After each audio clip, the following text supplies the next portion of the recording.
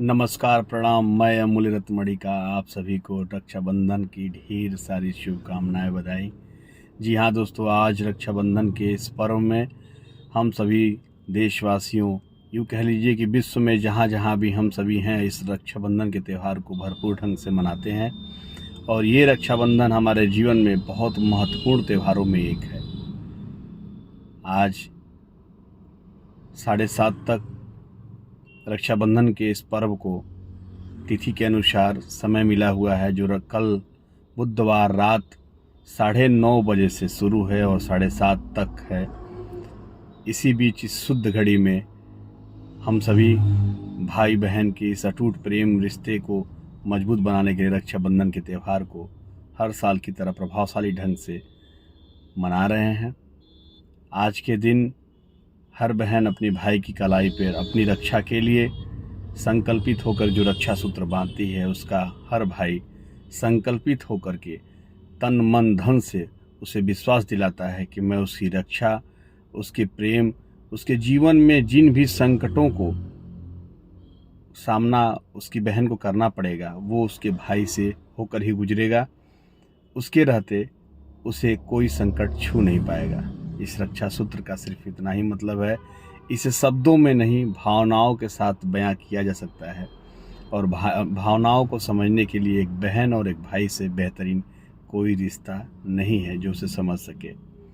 कहानी कुछ इस कदर है कि पुराने समय में भगवान इंद्र जी को बचाने के लिए उनकी पत्नी सची मतलब इंद्राणी जी ने एक रक्षा सूत्र का संकल्प करके उसे इंद्र जी के हाथों पर बांधा, राजा बलि से बचाने के लिए।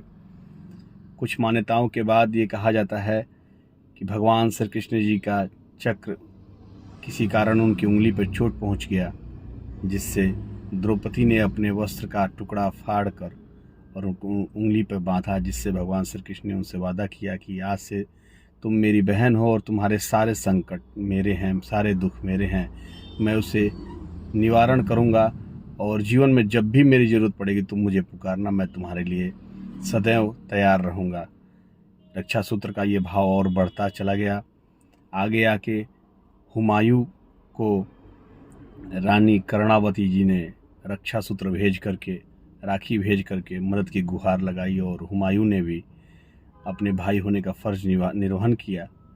इन्हीं सब बातों से रक्षाबंधन को मुख्य रूप से धीरे धीरे संकल्पित होकर के बहुत ही मजबूत धागों में पिरो दिया गया है। और हमारे सनातन धर्म में तो पूछा ही नहीं जाए, इसकी व्याख्या जितनी की जाए वो कम है।